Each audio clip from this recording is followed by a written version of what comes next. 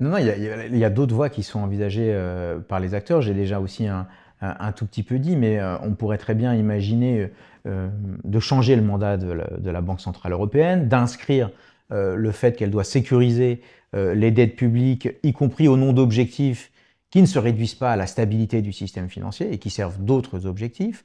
Il y a plein d'autres solutions qui ont été avancées, notamment pendant la pandémie, qui a été une situation d'innovation conceptuelle majeure, notamment l'idée d'hélicoptère monnaie. Ça a même été produit dans des notes qui sont remontées non loin des sphères décideuses. Bref, il y a tout un tas de mécanismes. Et puis, un des biais qui est vraiment important, c'est celui de passer par la réglementation financière. Comme je le disais tout à l'heure, aujourd'hui, au nom de politiques prudentielles, on pourrait très bien réinvestir.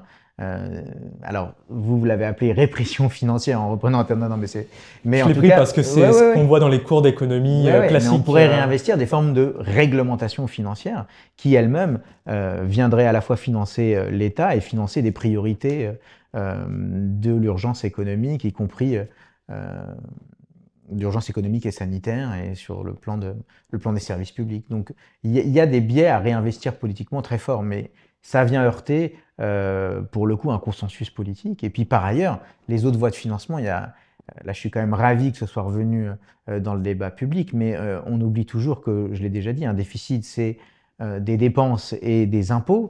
Et donc, il y a un outil qui est vraiment basique, qui n'a rien d'original, qui s'appelle l'impôt et qui a été fortement délégitimé ces dernières années, notamment